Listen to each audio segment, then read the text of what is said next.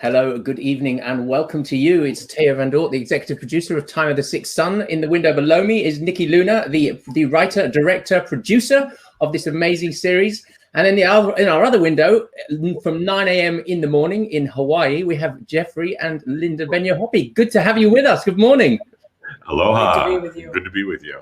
Thank you so much for joining us this evening. There's a lot of excitement for this because, well, Geoffrey, the feedback we get about, your incredible voice and the dulcet tones of Tobias that you channeled when you met Luna, and that tells the story and the narrative behind Time of the Sixth Sun. You very kindly recorded that beautiful copyright warning at the beginning of the CDs that we put out as well, asking people not to nick the content, which is a very British term. And it's just so great to have you with us. And thank you for agreeing to be with us tonight. Thank you. And Linda and I always appreciate the work you've done on Time of the Sixth Sun. It's an amazing presentation, a beautiful movie, and it's lush, it's sacred, it's awesome. Oh, beautiful. I don't know if you guys can hear outside. There's lots of clapping going on, and it's because in the UK, our national treasure is the NHS. So everyone on a Thursday at 8 o'clock, everyone comes out in the streets and claps the doctors and the nurses, and wow, they're all out there clapping now. That's so great. Back home in Colorado, of course, we're not there right now, but what they're doing now at 7 o'clock at night is howling, because we live up in the mountains, with the wildlife. So everybody leans out their window and howls. I love dogs and all the wild so animals. The whole mountain erupts in howling. So while we're waiting still for people to come in, you guys are streaming from your place in Hawaii, is that correct? Yes. We're at the Villa Amio in Hawaii, and we've been here on the Big Island. We've been here since early February, and it's a great place to be under the circumstances, being kind of sequestered, and it's beautiful property. The weather is very nice, so we're not complaining. Lush with life. Yeah. Everything grows here, so lush. Yeah. So unfortunately, we had to cancel our workshops. That was tough. That was hard. And a lot of people actually had already arrived on the island from Europe and other places, and we unfortunately had to cancel. But I think there's a lot more to all this than what meets the eye. Yeah, maybe Adamus might fill us in on that. Us mere mortals. Yes. What do we know? So should we just start at the very beginning, because our Facebook group has grown from sort of nothing in October to 27,000 people yesterday, and wow. So a huge proportion of those will have seen the movie, but some of them won't. So should we just, before we get into the sort of the meat of the webinar, should we just do a little bit of an introduction, Nikki, about how you met Geoffrey and Linda, and what the relationship is? Yeah, gosh, I'd met the two of you at a previous conference, and I heard that Tobias was in his final few weeks of channeling with you. Yep. Channeling through you, and so I kind of just rocked up. No, I did ask first, and I asked. Geoffrey went into trance space, and Tobias came through, and I just explained that we had this film and these speakers and these topics, and would you please tell our story for us? And he was very obliging, and we turned on the cameras and microphones, and I think we spent a couple of days, but it was a very moving time to spend with you. And I'd rather you explain that rather than I, of why you're not channeling Tobias anymore. But he was very close to you, almost 24 hours a day, the two of you. And we took a lovely walk in the mountains. And it felt bittersweet, sad and lovely to be around him. It was. I didn't come from the spiritual background. Neither Linda and I did. And Tobias just showed up one day, started talking to me, taking me through kind of a spiritual boot camp, basic training. And after about a year, I finally told Linda about it. And that one thing after the other just started happening. And pretty soon I was channeling Tobias to groups, and we started Crimson Circle, and We loved Tobias. I mean, A lot. he was very grandfatherly, very warm and gentle. Supportive. Yeah, and very nurturing.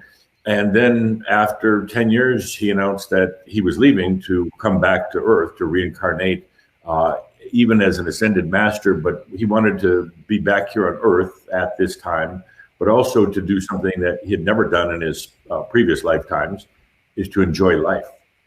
In his lifetime as Tobias, which was about 500 BC, he was a very devout Jew and followed all of God's rules, which were really man's rules, and never really enjoyed life. So he came back literally to enjoy life.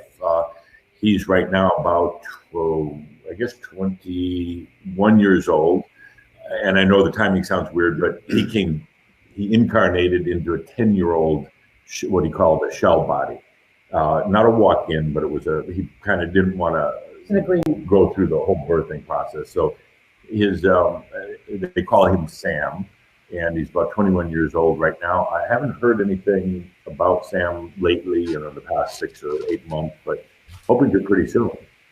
But I was with you guys in Slovenia, in Bled, yes. At a conference, the Masters Conference, and Sam came through. I think it was the first channel he's ever done on stage, and even for you guys. And I think, one of the first things he talked about was the film, which took me aback, I have to say. So in this body, he is consciously aware of this film and, everything. Yeah. So, that was amazing, because that was the first time I did channel Sam in this time. And it was very heartfelt, very teary. And even when Tobias left, that was it. I've channeled him, I believe, once or twice on very special occasions, but he didn't want to keep that old connection. Because when he left, then Adamusem Saint-Germainem moved in. And he wanted me to really focus on Adamus and not try to hold on to the past with Tobias. And Adamus was pretty different, don't you think? I would say extremely different, very different than a young energy, very young. Yeah, direct, so direct. And the hard part was a lot of people that had been with us during the Tobias era and loved that gentleness of Tobias. And I channeled with my eyes closed and sitting in a chair, and I was very comfortable. And Adamus came in and shook everything up. He said, "Open your eyes. We're going to walk around. No getting sleepy here." Yeah. And he can be very provocative, very brash, direct, but also extremely loving and wise. But he doesn't suffer fools. No, at all. And he's got one thing with the Crimson Circle. He's not interested in a lot of other people. It's not about building the group or anything, but he's got one thing. He said his whole intent is to stay here and work with us, with people who are choosing their embodied realization. So he's not dealing with more of the, what you call a general spiritual audience, or he really is here only for those who are choosing their embodied realization. And he's at times like a drill sergeant. I mean, he's tough. He can be funny, but he's not really that funny. He can be he likes to distract to get us out of our minds, and then, jump right in to get us back on track with our embodied realization. So it's been quite a journey. I mean, it's been incredible. And we were traveling the world. We were doing about 175,000 kilometers per year, and we finally backed off of that. And there's a burnout factor. Yeah, we're still traveling to Europe a couple times a year, but we're spending more time here in Hawaii and time, of course, at our studio in Colorado. So, Linda, I'd like to ask you, because you're always present during the channelings, and to tell us, it's a really important role that you hold. Do you want to explain what happens and for you? Nobody's really actually asked me that directly. When it's about the safe space more than anything, that when we sit down to do this work, Geoff fully allows and opens himself up in every way. And so I believe that my role is to support the safe space. Support the safe space. Anyone are knocking over my coffee cup here. I need that. It's still 9 in the morning here. And there are times when, and it's kind of funny because I do have my own conversations with Adamus from time to time, and Geoff, tells me, he does hear all that, and but for me, it's about supporting the safe space for everyone that listens. Again, Adamus can be strong. People really open up, and we just want everybody to feel safe more than anything. And are you, in a way, anchoring the energy as well, holding the energy as it comes in? I believe so. Yeah, she does. Yeah. And it makes me feel safe because then I know with Linda here, I can really go way, way, way out there. And if I get lost, she'll pull me back in. And you know that she's not going to give you Coca-Cola to drink, but a fine glass of red wine. Yeah, exactly. Exactly. You have to explain, you have to quantify that now. Adamus wants red wine once in a while, and Jeff's like, I can't drink and channel. And so I have to deal with, well, who's the decider here? Because it gets a little complicated. Yeah. And also Tobias loved drinking Coca-Cola, and Adamus always seems quite scathing of that. He calls it swill. Yeah, swill. Yeah. But he does like coffee, which is good because that we both agree on. Wonderful, wonderful, wonderful. So what did I want to ask you first? We've got actually one thing I wanted to ask you, Linda, still, just while we're on the subject of Tobias. It must have felt sometimes like there were 3 of you in the marriage. There are too many stories about that, and I won't go into all that. But, once Geoff, over time, there's always somebody else with us, always. It's never just Geoff and Linda, hardly. And, and at night, a lot of times Adamus is the worst. He's got Geoff going in the middle of the night and his arms going and, kind of chattering. So I had to really be willing to share in ways I never quite imagined. And the other thing that's kind of fun for me that to have been in it all these years was Adamus and Tobias were different in that Tobias was all about, he distilled it down to loving yourself. And Adamus is all about trusting yourself. And the more time goes on, the more important I realize that is for me and probably everyone else. That as crazy as things are, you have to be able to find that place of trust. Yeah. So if we bring this to current time, I think the first question that personally I want to ask is, and it's on everyone's minds now, obviously, coronavirus. And if people have been to your site or on YouTube, we posted a video of it. In 2014, Adamus predicted that there was going to be a global virus that would kill many people. And then in February, he started to speak about the consciousness of the virus. Do you want to tell us a little bit about what he said about it earlier on this year? Yes. Thank you. It was back in 2014. He does an annual kind of a planetary trend thing, not predictions, but where the planet is going.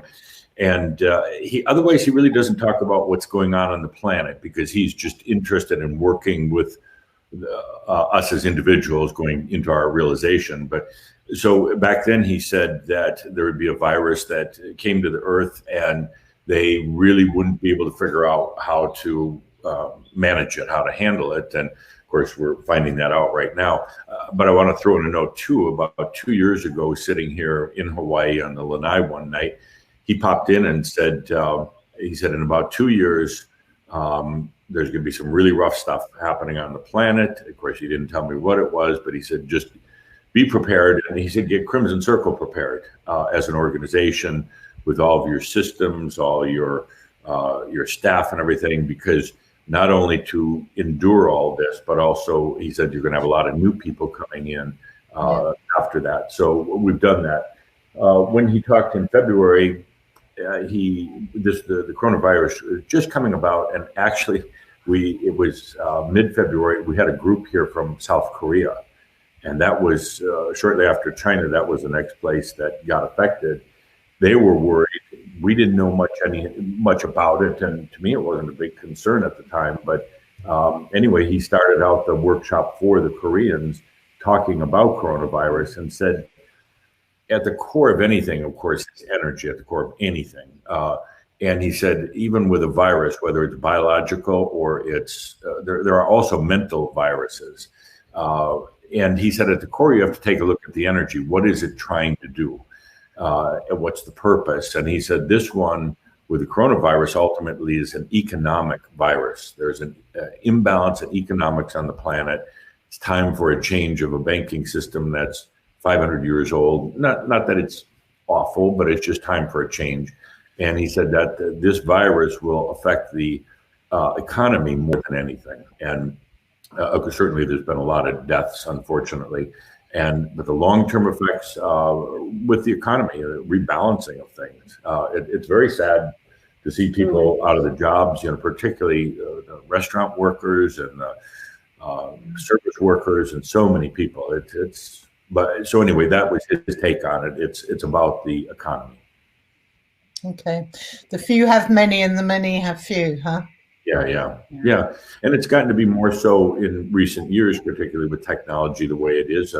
It's kind of an old Atlantean thing where a few in Atlantis had the technology and basically the access to the power, and a lot didn't. And I think when we come through all this, it's going to really balance things out beautifully in a way. It's going to cause some big shifts. It's just tough going through it. We're kind of already seeing it in a way, aren't we? Just even people reevaluating, the porters in the hospitals, doctors, nurses, the people are stacking shelves in the supermarkets so we've got food tomorrow. Those people that society's kind of looked down on. And people are going, wow, these guys are, let's give them a clap. Oh, yeah. When we go out to get our supplies, that we make sure to thank those people. They're amazing. They really are. Yeah. Linda's got the halo about her. She's all lit up. There's happens to be a light up above, which I didn't take into account when we thought about the time for this. But you look angelic, Linda. I was going to say it's a good look. Yeah. Once in a lifetime. Hey, can somebody out there do a screen capture of this and send that to Linda? It's beautiful. So Linda, because you're always there firsthand, do you remember everything that Adamus says, Geoff? You're not in trance like with Tobias. You are aware and you remember afterwards. Is that correct? Yeah. I'm very conscious during the channeling. I know what's going on because he has me walking around, and he's talking individually to people as he walks around, and that is so weird because it's like seeing right into them, kind of seeing their past lives, seeing their issues, and not in a Snoopy kind of way, but it's very intense. And afterwards, I tend to really forget about it. And fortunately, Linda reminds me, or Gene Tinder, our content manager, keeps track of everything. But no, I actually really don't. So then my question's for Linda. So when Adamus, he also said about this virus that there's nothing to fear when you allow all energy to serve you. What do you think he meant by that? In other words, it's about yourself again and trusting yourself. And that's what I believe he's referring to. And that when you trust yourself and allow your energy, literally, that is you, and that's your sovereignty. And that's the place to be. It's the safest place to be. And it doesn't mean you hide or you have to do anything. It's about sensing and allowing that sovereignty is what I believe he means. Yeah. And also, Geoffrey, Adamus said that it would be technology that can ultimately help to rebalance this situation. Right. Do you want to explain that? I'm not sure exactly what he means by that, other than I know right now there's over 2 million doctors and scientists on the planet who are all focused on trying to find a solution. And it's probably the biggest effort in the history of mankind. Collaboration to find a solution. Yeah. Yeah, absolutely. And it's also interesting we do a monthly webcast that with Adamus does a channel every month. It's first Saturday of every month at the webcast at the beginning of March, I think it was February, maybe. I lose track, but he told the listeners, the viewers, that he said, don't make any big decisions in your life for 6 months. I believe that was at the February channel.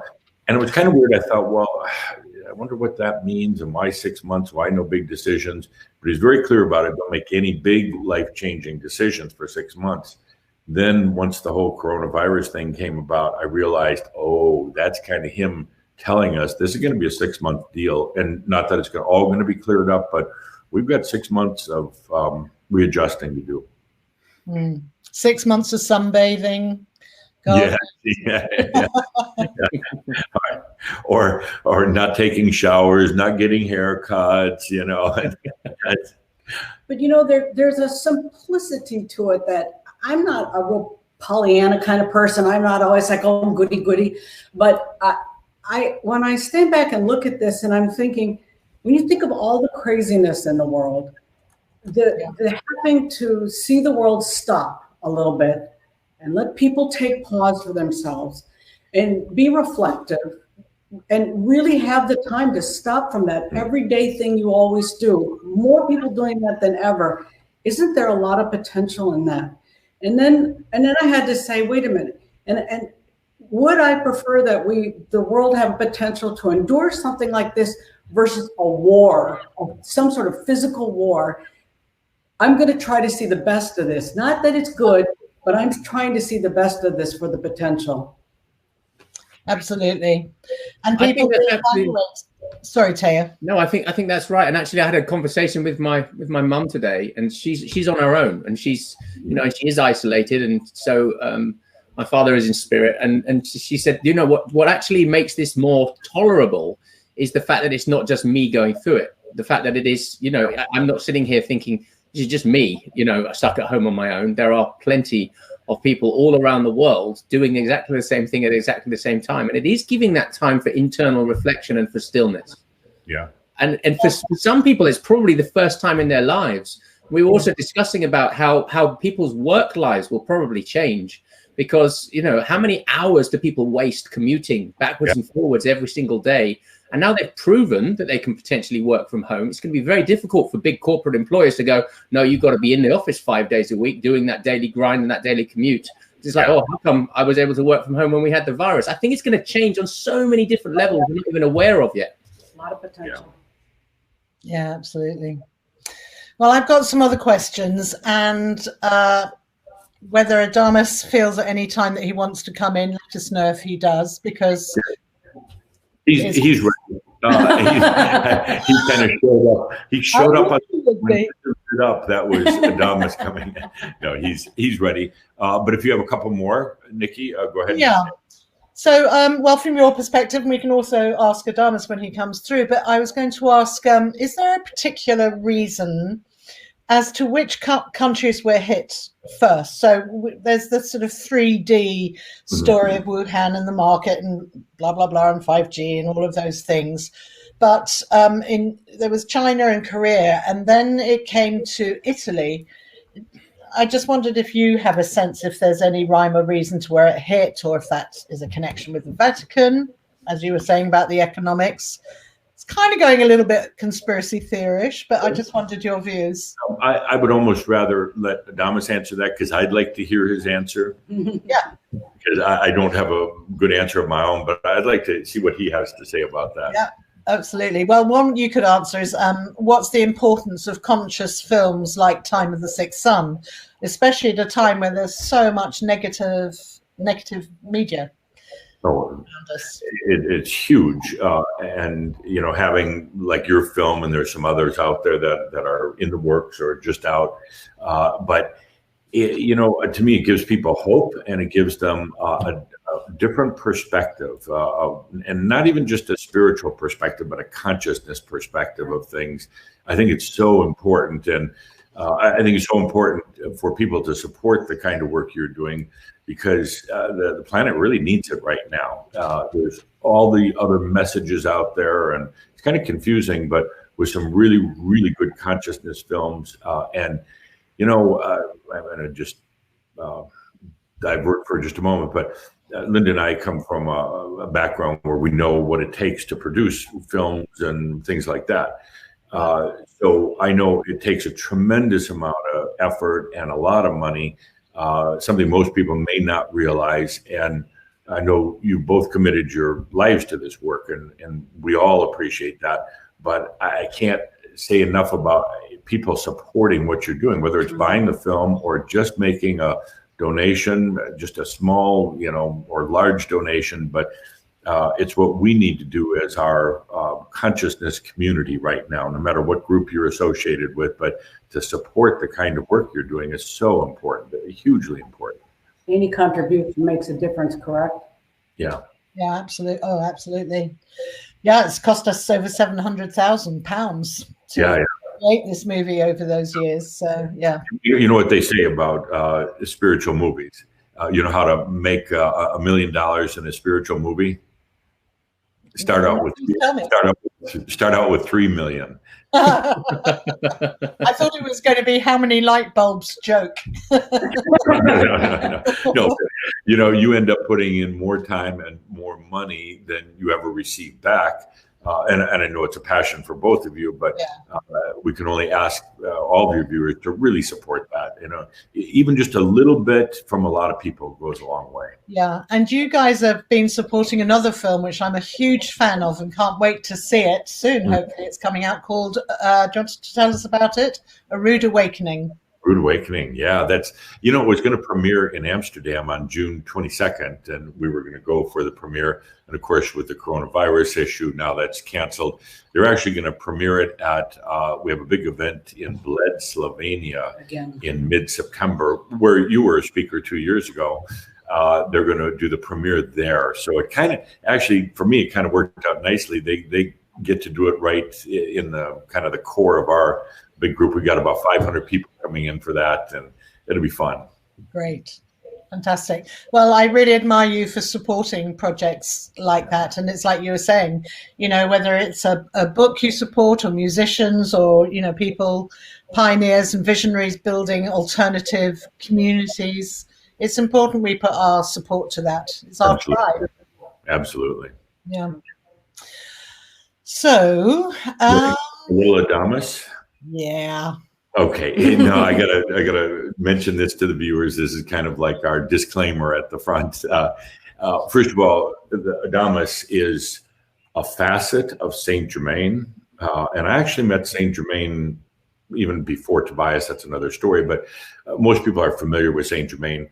When he took over from Tobias at the Crimson Circle, he used the moniker Adamus Saint-Germain to separate or differentiate what he's done in the past with other channelers. The work is very specific to Crimson Circle. And, you know, he says he kind of collects the group energy, and that's kind of how he manifests this character, Adamus Saint-Germain. He's not for everybody, and he doesn't want to be for everybody. He can be provocative. He can be challenging. He's got one thing in mind: working with the people who truly are choosing embodied realization in this lifetime. Some people call it enlightenment. He uses the word realization, and then who are going to stay in the body. You know, that's his main goal.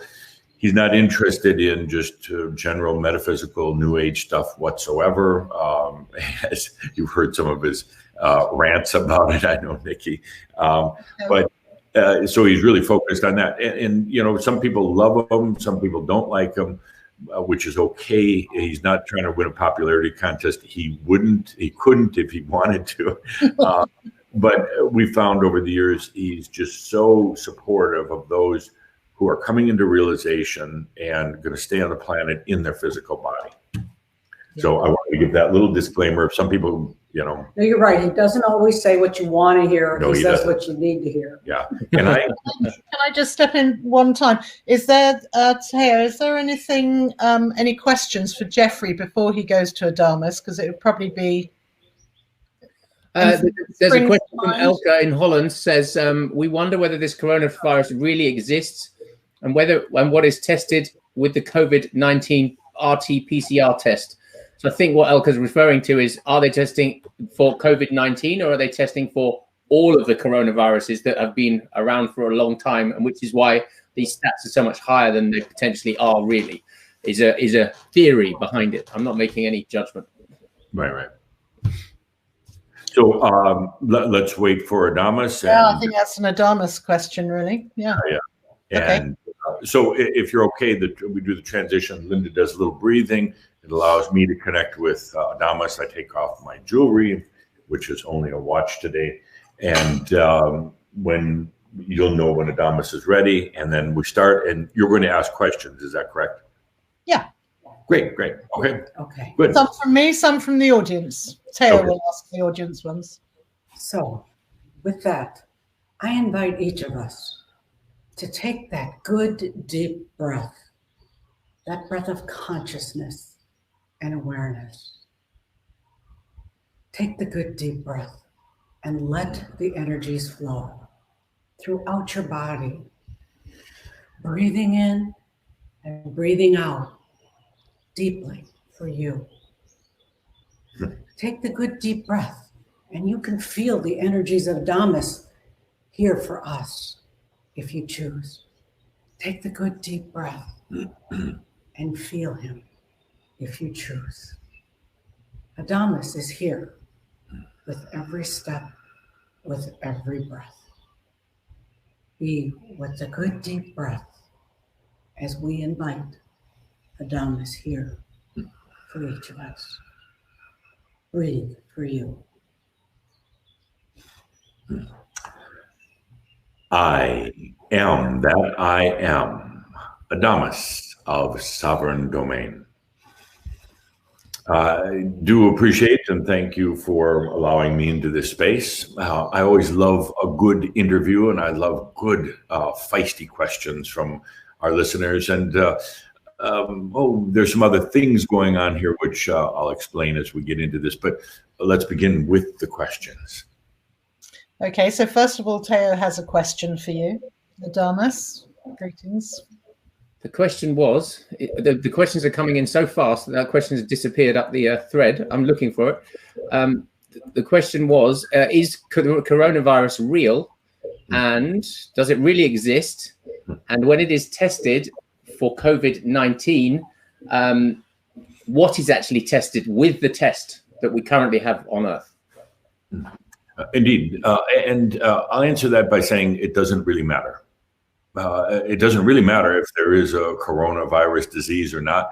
The fact is, something happened, something triggered in consciousness to cause people to believe in it, to cause them to react to it, and to cause much needed changes in so many different things on the planet. It doesn't matter if it started in a meat market in China. It doesn't matter if it was an accident in a laboratory. It doesn't matter if the aliens brought it here. None of that matters, actually. The testing for it, from what I see, is not just for a general coronavirus, but it's specifically for this particular strain.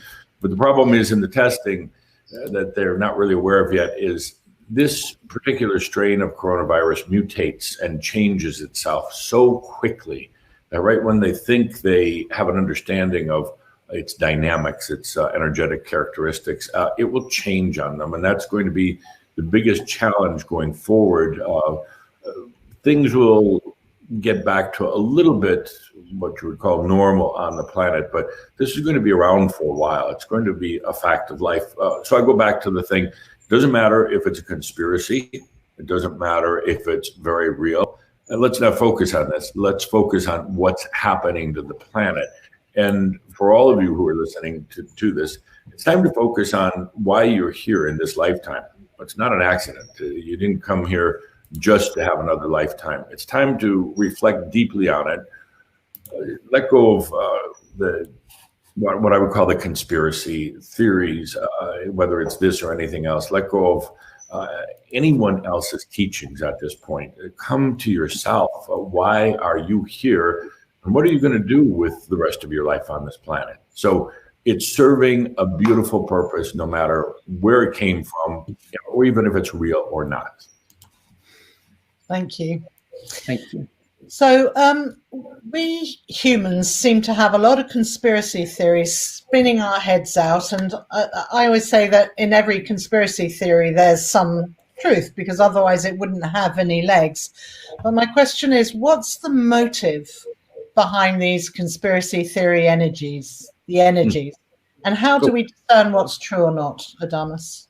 Oh, indeed. What happens in a conspiracy theory is there is a huge distraction from the things that particularly one who's on this path to realization, should be looking at. It's a huge distraction.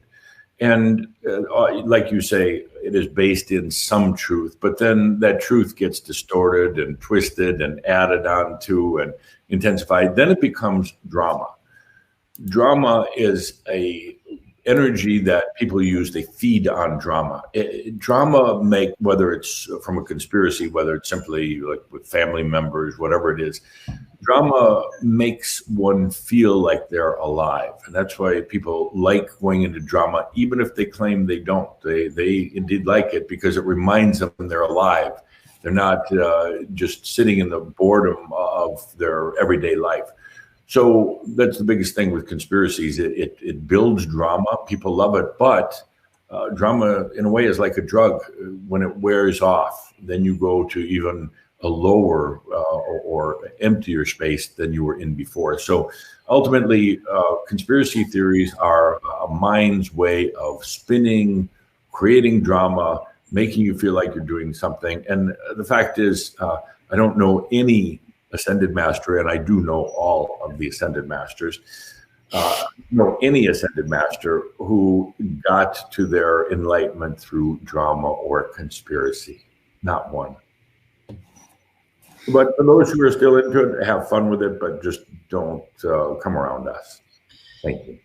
Thank you. And I'm just going to stay with that for a moment, because you talk about it being a distraction. Yes.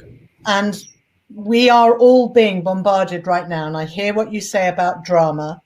But when we're hearing stories about underground tunnels and abused children, what do we do with that information? How close does that take us in our psyches, is my question. Yes, and I'll have to quantify that by saying that the work that I'm doing with Shambra, with the Crimson Circle, is about their realization in this lifetime. We don't focus on other things, even though these are huge issues on the planet, like the environment, like the enslaved children or any enslaved people. We simply don't take these on. I'm looking to guide, to assist a group of people who are choosing their realization. They will become standards, and a standard is one who is in there realizing that all energy is theirs and the energy is there to serve them. For them to stay on this planet in the body, not preaching, not even necessarily teaching, but just being there for others. That light that emanates from an embodied master will change Earth more than anything else at this point. That light illuminates potential. So potential for a cure to the coronavirus or to cancer or to economic situations. That embodied master doesn't need to actually do much of anything other than just to be there. As a matter of fact, I've said that the true master in this age, their office is a park bench or a cafe. Well, maybe not cafes right now, but where they're simply radiating their light onto the planet. And when they do, it's like filling a dark room with light. Then suddenly you see the potential. Scientists who may not be religious, spiritual, metaphysical at all, suddenly have the big aha moment, a breakthrough in the technology. That's how consciousness works. It's like a light that illuminates what otherwise is hidden. And so in answer to your question, I'm with Chambro, with Crimson Circle, we don't actively get into those things. There are many others on the planet right now who are the energy holders who do get into those, and they're very real. They're very real with, as you talked about, the tunnels and with the whole networks for child enslavement and so many other things. But I know this sounds a little bit cold, perhaps, or callous, but I'm more interested right now in a few thousand humans who have come to their realization, who are taking this time to allow their realization. It's a very natural process. It's just about allowing it. Than I am with our group getting caught up in any of these other things. There are many, many other groups who will do it. So I'm absolutely committed to guiding those who are ready for their realization now. And in the past, the ascended masters who've come into the realization have done a lot of suffering, been a very long and difficult path to enlightenment. It doesn't need to be. It really doesn't need to be. And with the group I'm working with now, they're learning to get over suffering. They're learning to not have abundance issues. As strange as that seems, but abundance issue is indicative of the fact that you don't trust yourself, that you believe energy is outside of you and you're trying to get it from somewhere else, and you're not letting it serve you. So they're simply, these are the things I'm working with the Crimson Circle. And I know there's many other things happening on the planet, but this is my focus. Yeah. So everyone feels that the end game is sort of vaccinations, but taking that thinking of what you've just been talking about forward, maybe it's about us being able to be masters of our own bodies, to create an environment which, instead of a vaccination, that will work against a virus. Is that the sort of thinking you're talking about, Adamus? Part of the issue with vaccinations is when they develop a vaccination based on what they currently know about the coronavirus, the virus will mutate, and then they'll need a new vaccination. And it's kind of like going down a rabbit trail at this point. It'll provide some temporary relief. It's more about a change of consciousness will eventually, what will happen with this, and I've been looking into it very carefully, what will eventually happen is it will just, as quickly as it appeared on the planet, it will disappear as quickly. And there'll be many, many theories about why it suddenly left. But the fact is that the light of consciousness was enough to allow a rebalancing of many things on the planet, and there's no need for it anymore. Yeah. So I'd have to say that even though there's a tremendous surge in the science and the technology to understand it, ultimately it's just going to fade one day, surprising many people. Adamus, there's a question. There's so many questions coming in, but Rocchio has asked, how could we use the opportunity of the pandemia to speed the awareness of consciousness? What is your advice, please? In a way, it's very interesting. I talked recently in one of our gatherings, I called it a convergence. Many things converging at one time.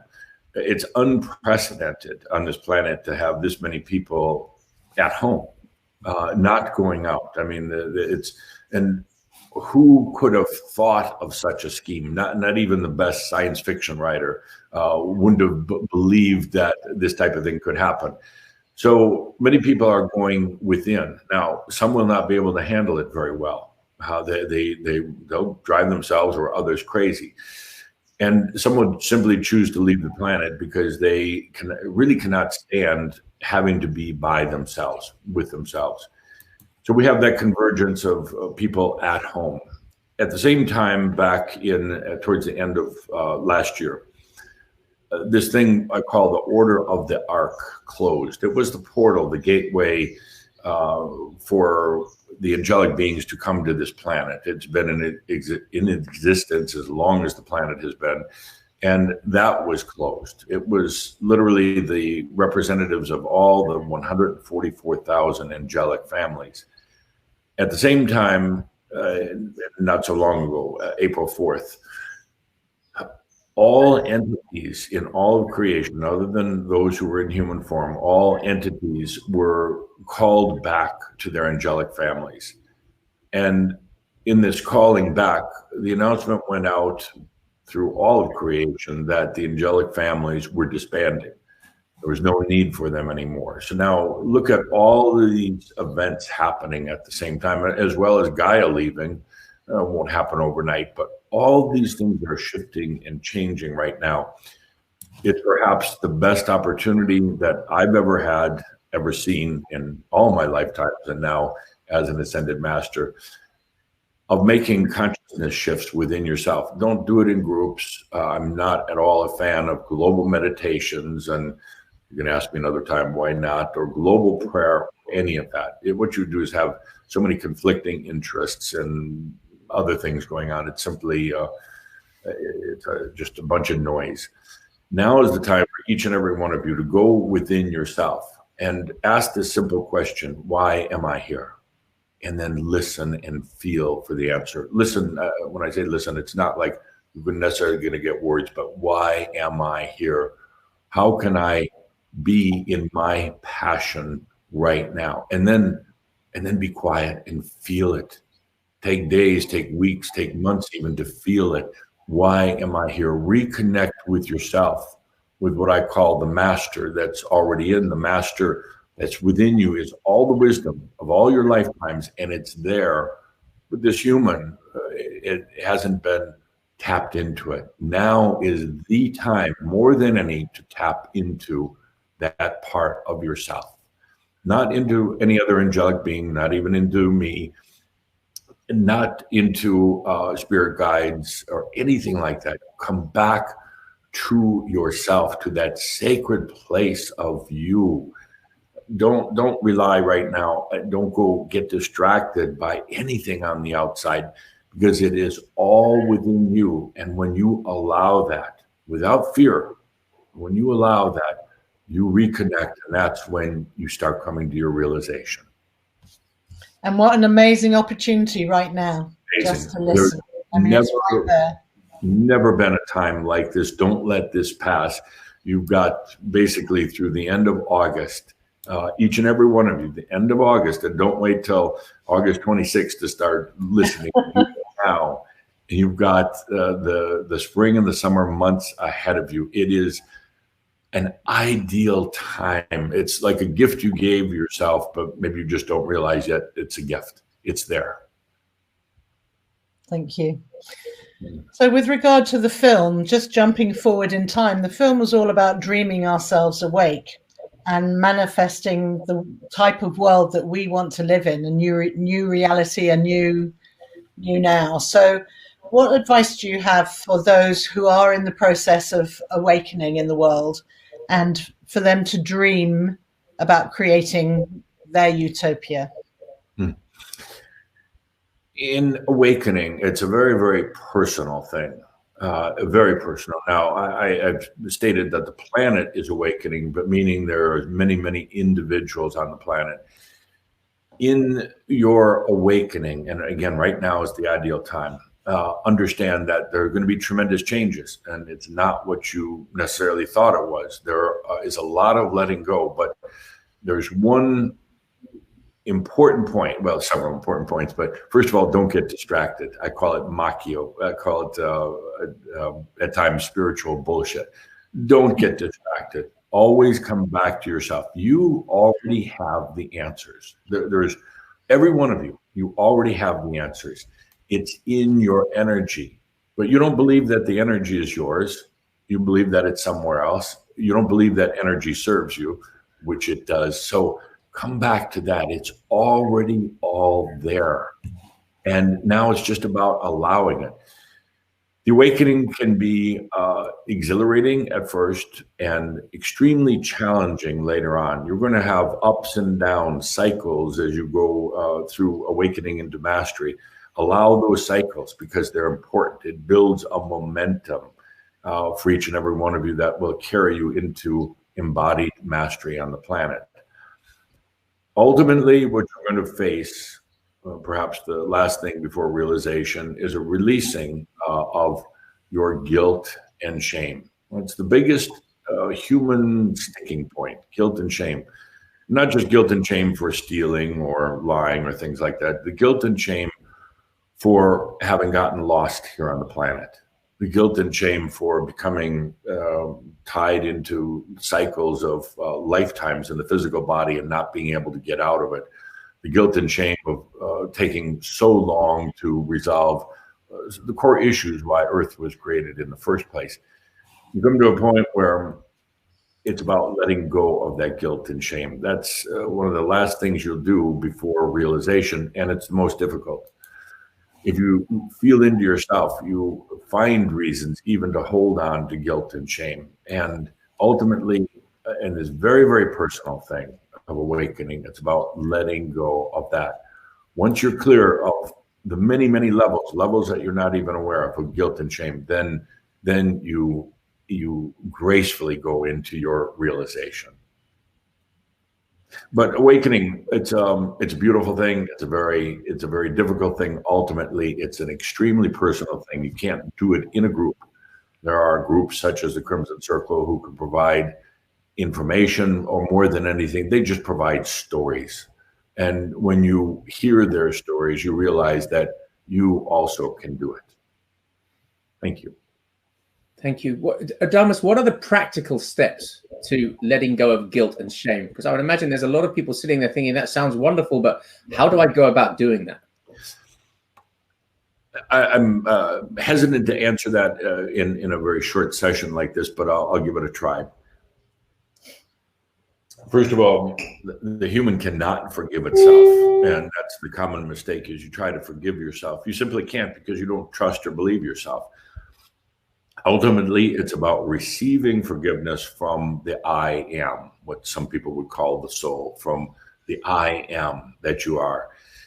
The I am, the soul, has never judged anything. You've never done anything wrong. It's never wanted you to have a good day nor a bad day. It doesn't really care. But it's receiving that forgiveness. It's like somebody handing you a platter of goodness, of riches, of wealth, of acceptance, of love, and everything else. And typically you would say, well, yes, I'll gladly accept that. But, well, it sounds like a great idea right at first. Then you instantly, the human gets overcome with guilt. Do I really deserve it? Am I ready for it? Have I earned it? What about other people? Maybe I should share it with them. And then once again, you get locked up in this whole issue of guilt and shame. There's no easy way to describe it talking right now, but understand it's receiving it, not from an outside God, not from archangels or anything else. It's about receiving it from your soul, the complete forgiveness for all things, because ultimately you haven't done anything wrong. Nothing. What's the importance then of joy? I'm hearing a noise here on this one from your viewers. A lot of noise, them saying that, well, certainly there are things that are wrong. It isn't murder wrong. Stop thinking like a human. Feel into the I am. Stop finding excuses to justify feeling guilt and shame for things. And it's personal. I'm not saying this is a planetary thing. It's a very personal thing, your guilt and shame. Go ahead. Yes. Yes, thank you. So can you also then talk to us about the almost the opposite of the importance of holding the frequency of joy and fun and laughter in one's body, to the point where the only way I can describe it for myself is where every little cell is like a little sun, which came to me recently in a meditation. So you just shine. Just by shining your light, you almost don't have to do anything. But it's holding that frequency. Can you talk about that, please? Indeed, and I'll refer to what I talk about, the last thing you do before realization. What's the last thing a person should do before realization is nothing. In other words, the human actually cannot do realization or enlightenment. I'll use that term your viewers are more familiar with. You can't. As a human, you cannot do it. You can study it. You can pretend that you're doing it. You can go through all sorts of disciplines and methods and everything else. but you can't. It's actually really not human that desires enlightenment. The human actually, given what it's here for, the human is here for experience, to experience life. And it would just keep experiencing and keep going into more and more lifetimes. So the human can't do enlightenment, but the human can allow it. The human can just stop all the mental noise, all the trying to figure things out, all the jibber jabber in the brain. And the human can just take a good couple of deep breaths and allow it. And that's the most important thing, is just allowing. When you do, suddenly you realize every cell in your body is filled with light and joy. You don't have to create it from the human mind. It's like I'm not at all a fan of things like affirmations or positive mental thinking. It doesn't work ultimately. It's about allowing. And oh, I can hear so many people getting upset with me right now, and I love it. I love it because we're going to shake things up a bit. No, the human would continue with its drama. It would continue lifetimes. It would continue experiencing. That is the role of the human in this kind of a trinity of the I am. It's the I am, the master, which is the wisdom of all the lifetimes, and the human. The human is the one that experiences. So basically, it's about stopping all the noise that's going on, dear human, and just allow. Realization, enlightenment is a natural process, natural. And you don't even have, I just recently did, what do they call it? A cloud class where they filmed, and it's going to be released soon. I call it Pathways to Realization. You don't have to be spiritual to have enlightenment. There are many other pathways. And one of the pathways is trauma. A good trauma can just rocket you right away into enlightenment. Near death is a great way to bring you to enlightenment, because you suddenly realize the value of life. There's many, many different pathways, and it's not just spiritual. So as I've told the Crimson Circle group, you're not a spiritual group at all. You're a group about consciousness. Fabulous. Yes, and did the viewership just drop as I was talking here? Yeah. No, across all three platforms, across all three platforms, we currently have 1,257 people watching. So that hasn't dropped off at all. Wow.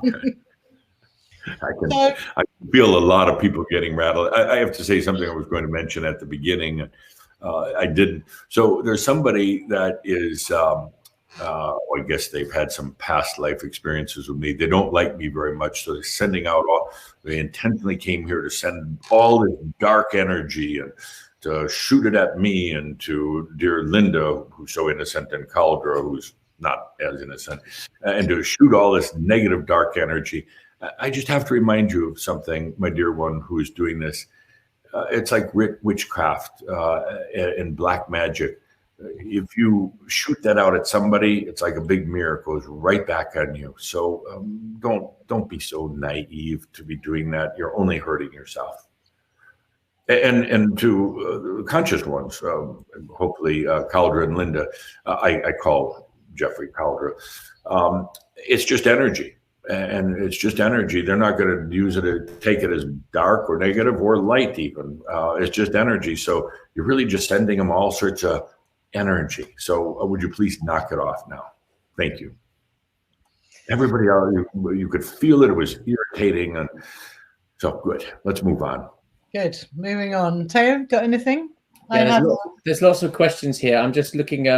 Let's ask Patty. Adamus, what is the main purpose of this situation?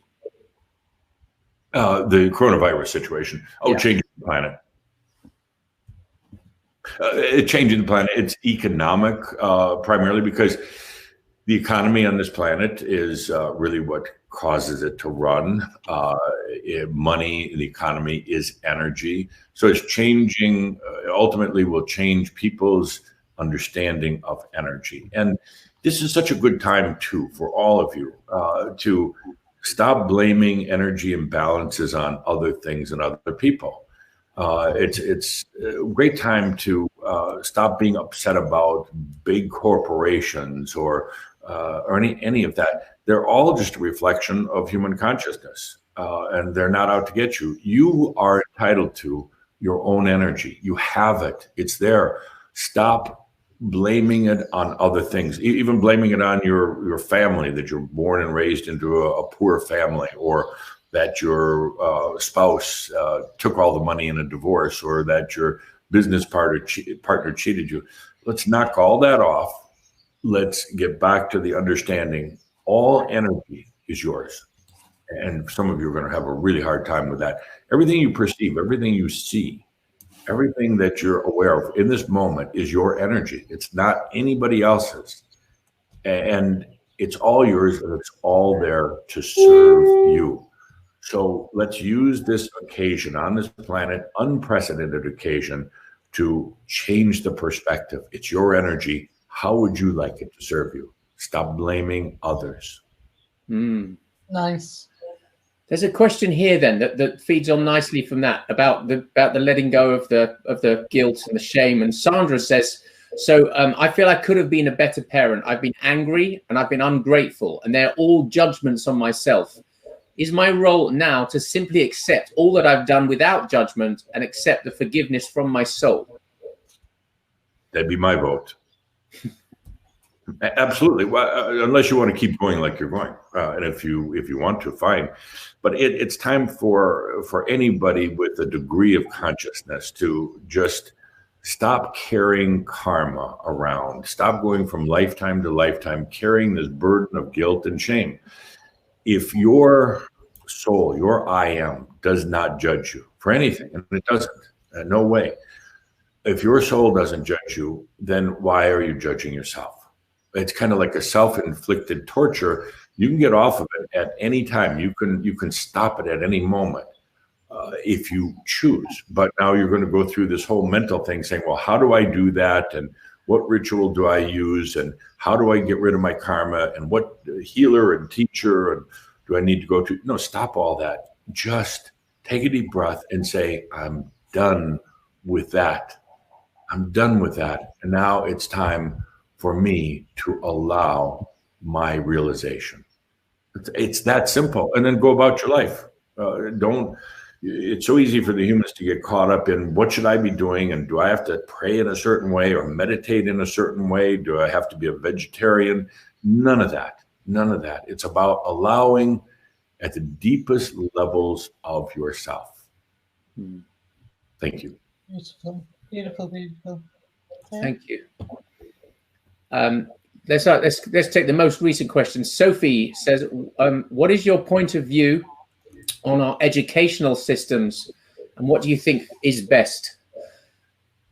Oh, there'll be a lot that's learned about the educational systems through this whole coronavirus. It'd be amazing how the tentacles of all this virus affect so many different areas, but education itself will change. That, and along with technology, there'll be market changes in these coming years to realize that there are such better ways to teach. The current educational system is 175 years old without any real changes, and that's going to change.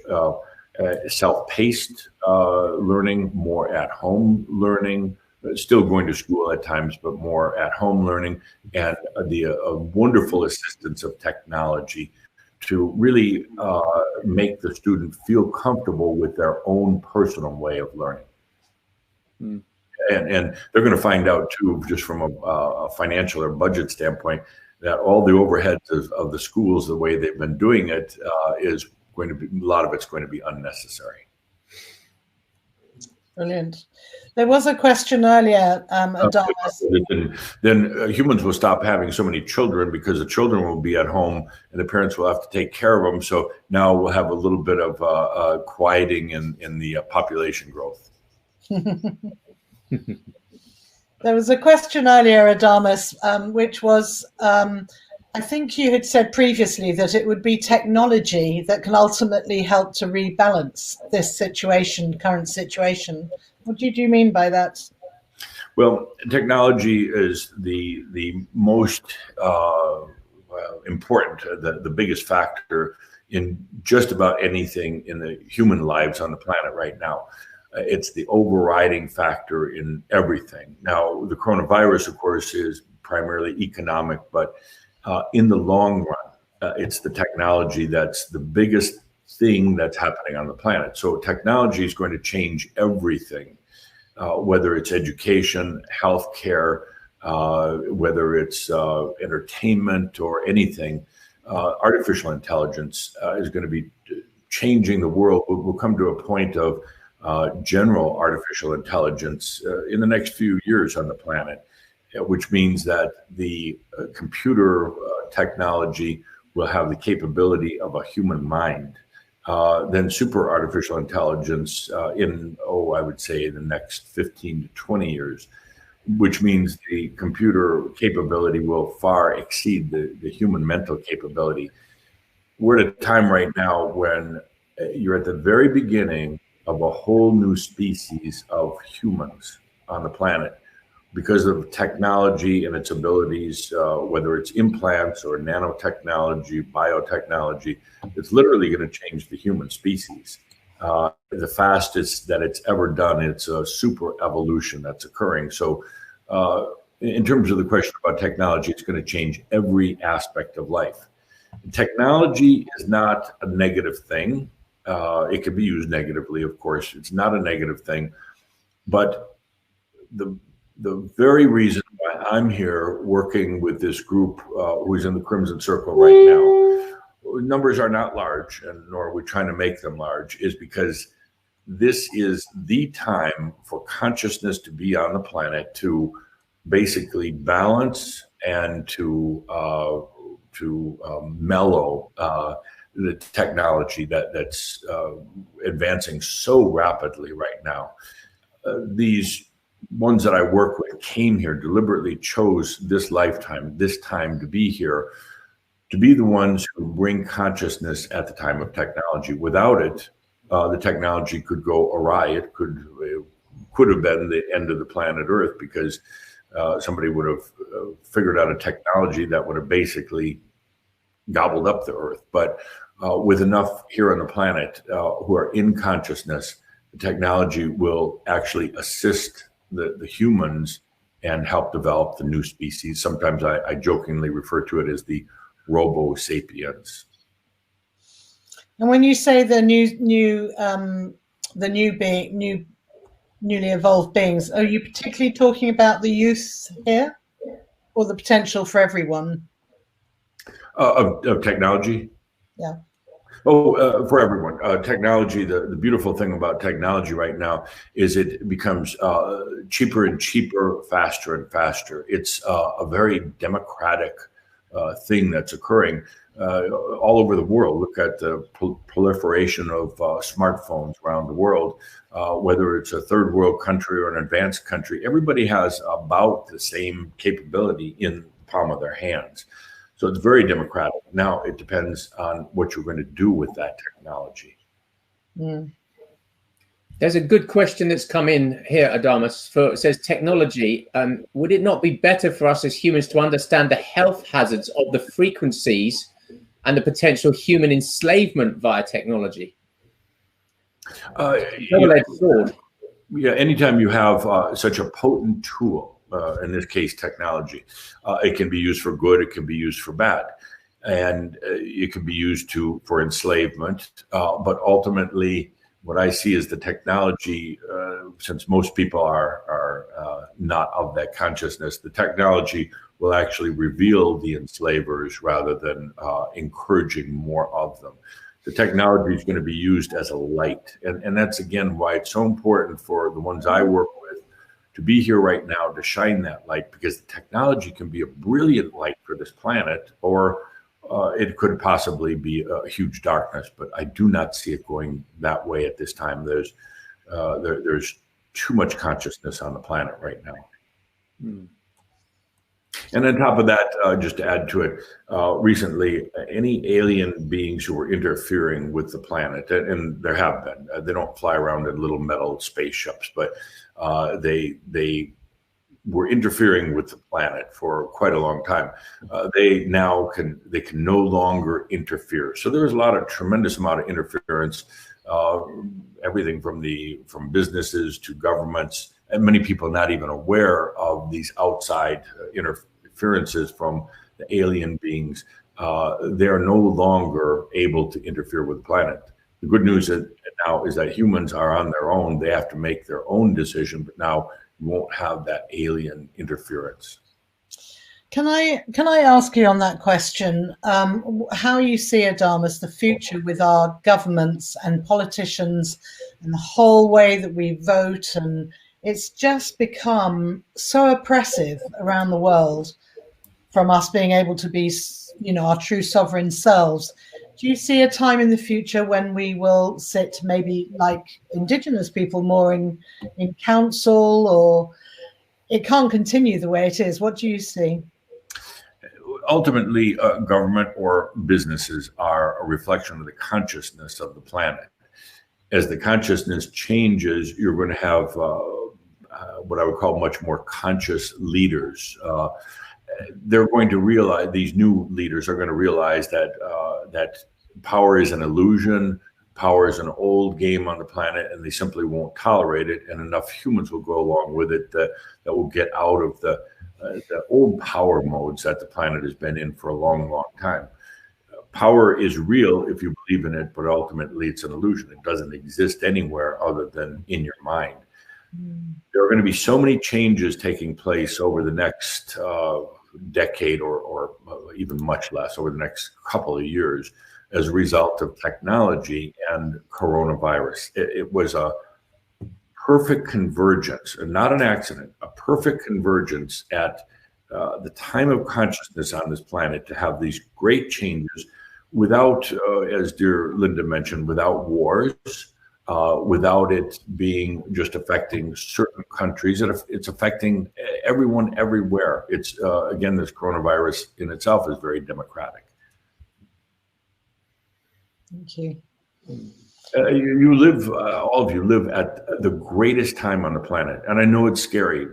If you knew how the story ended, then you wouldn't be so frightened. So I'd suggest you all do something. And it's very easy to do. What you do is you call in your future self. And you have your future self. Now, the future self doesn't know all the details nor care about them, but the future self knows that it all works out.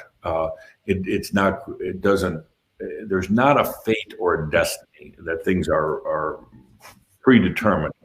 But the future self is already in the future. It knows how beautifully things turn out. And bring that in, not for the globe. Please let go of the trying to save the whole damn planet type of thing.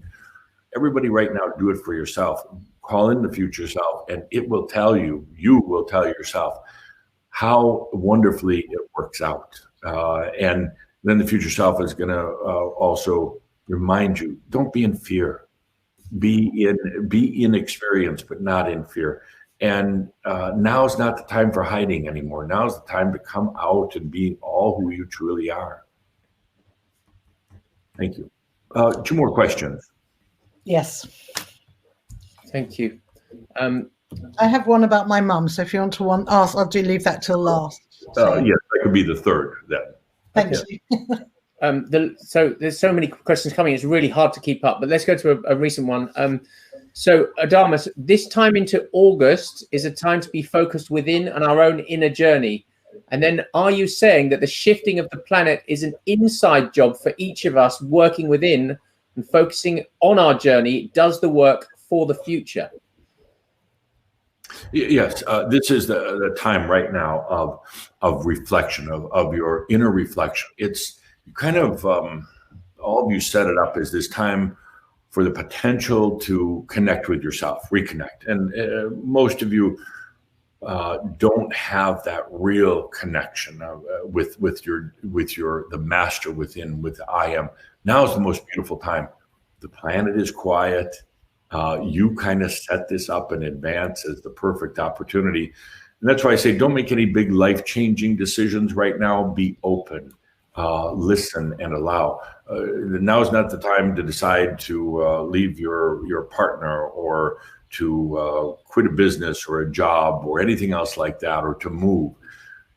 Right now is a time of allowing wisdom to come into your life. And wisdom goes far, far beyond intelligence any day. So that's really what you're doing, is allowing the wisdom to come in.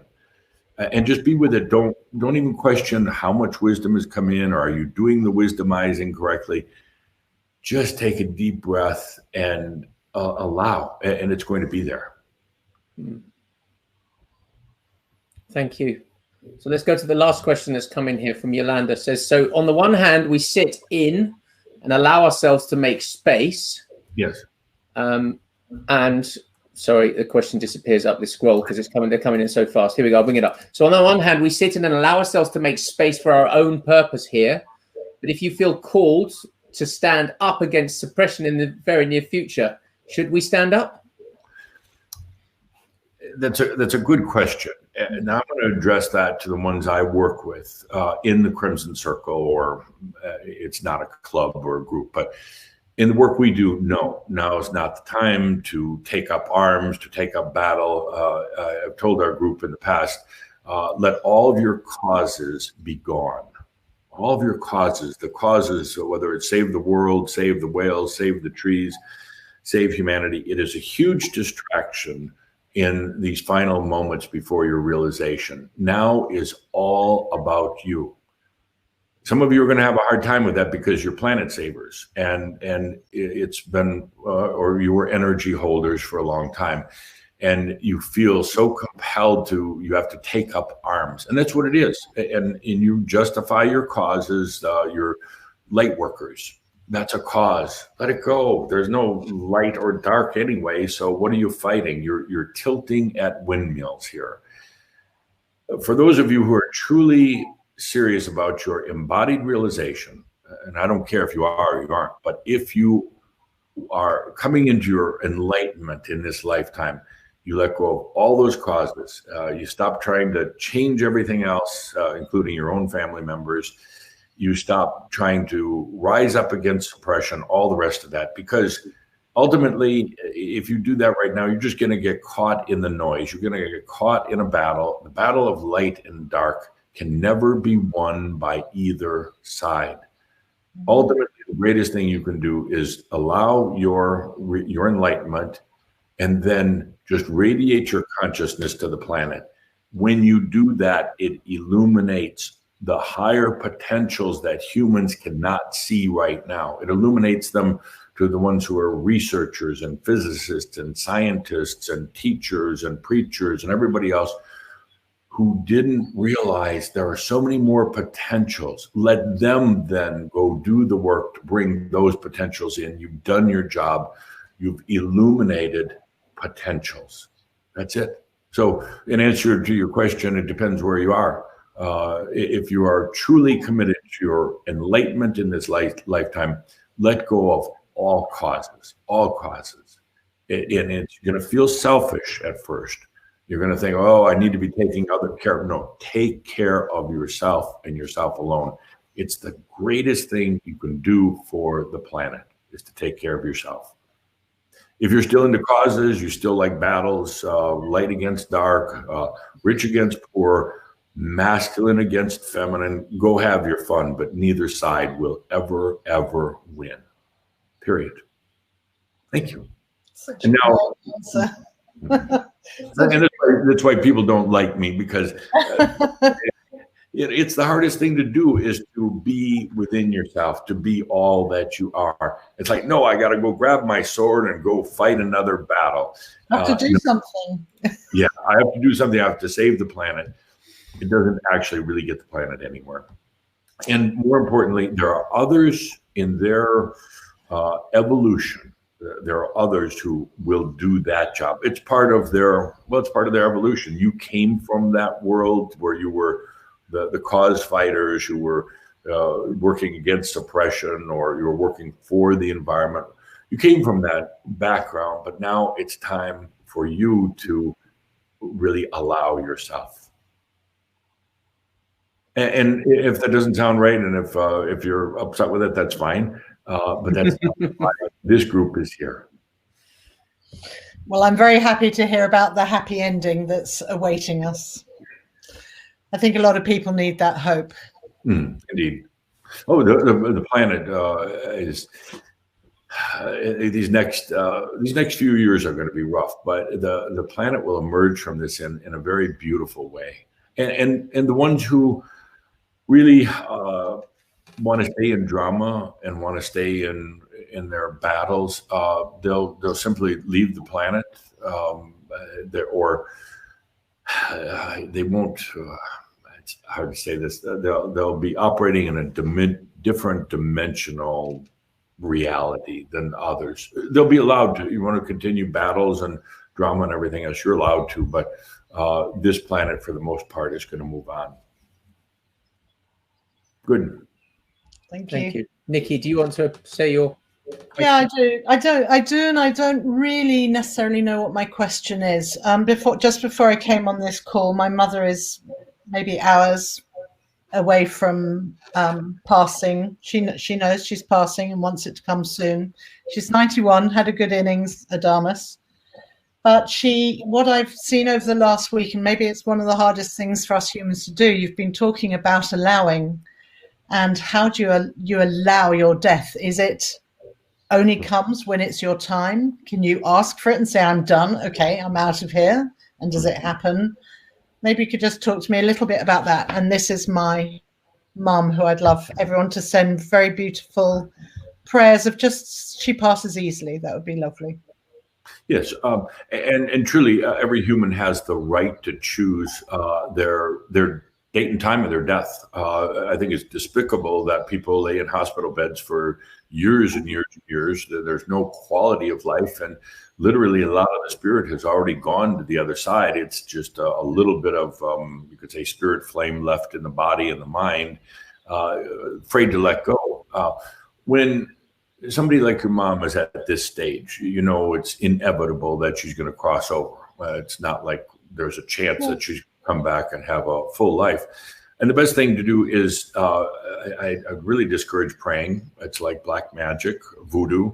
And you know, I listen to prayers from the other realms, and they're so sad, and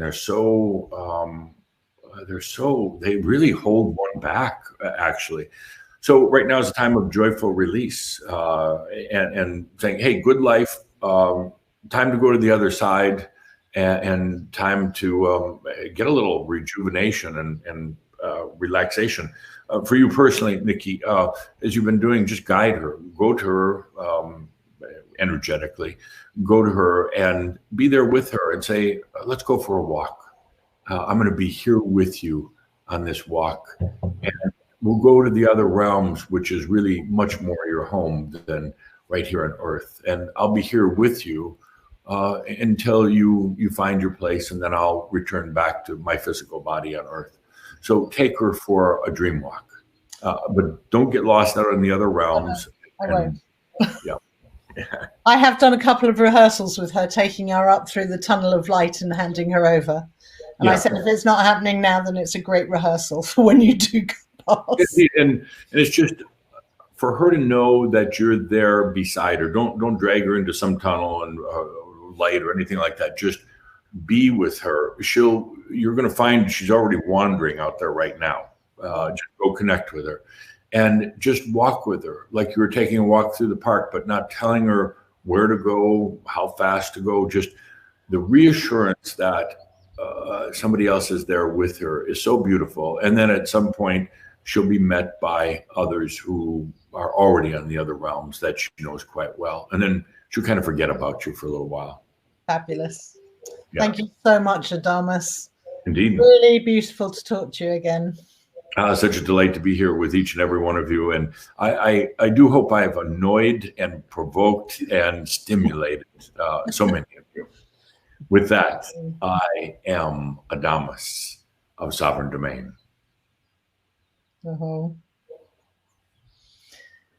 So we'll just wait for Geoffrey to come out. And Theo, Nikki, would you share the name of your mum? Because I know there's so many people who would like to put up positive thoughts for her, for her easy transition. Just easy transition. Her name is Marion. Thank you. Thank you. Thank you.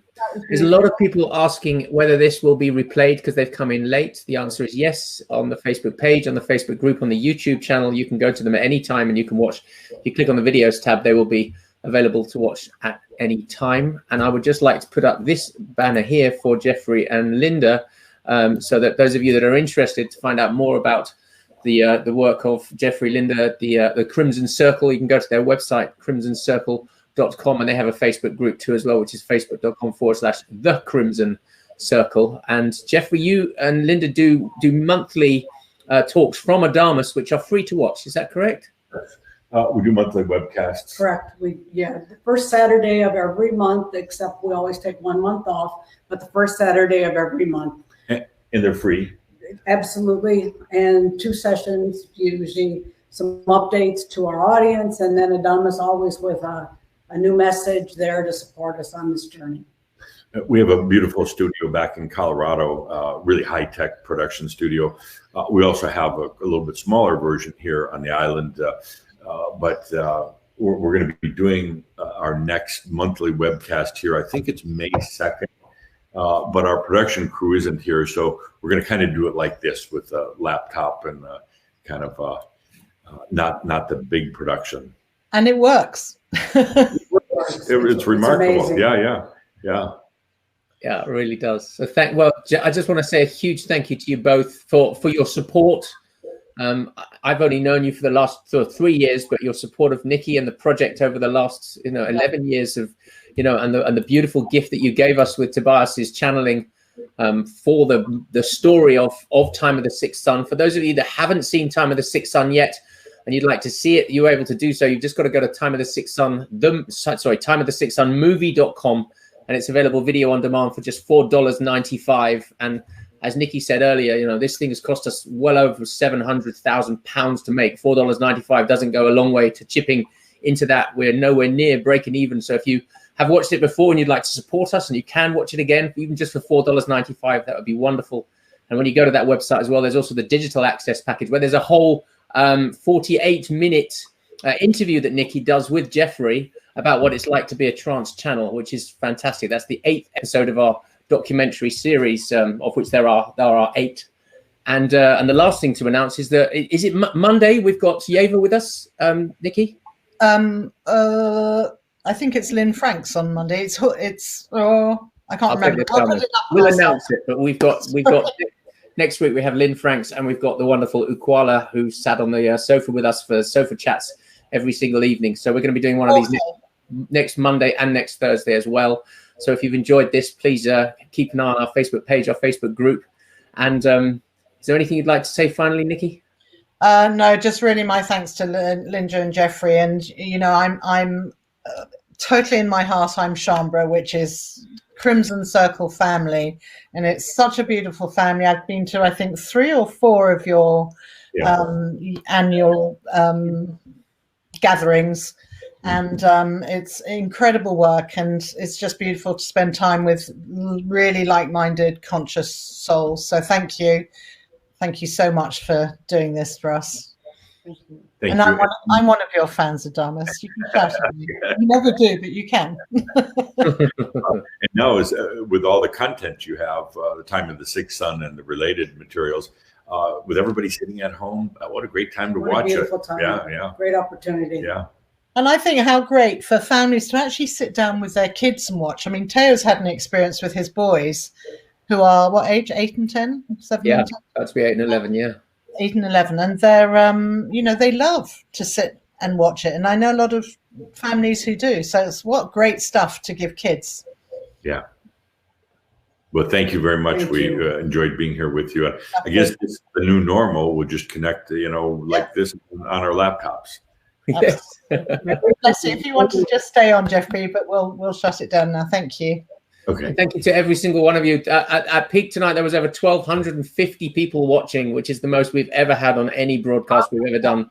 So thank you to each and every one of you for giving up your time, and I hope you found this valuable. and join us next week on Monday and Thursday evening as well. And with that, we bid you a good night from the United Kingdom, a good morning from the beautiful island of Hawaii, and good day, evening, morning, night, wherever you are watching us in the world. Bye-bye for now. Bye. Bye.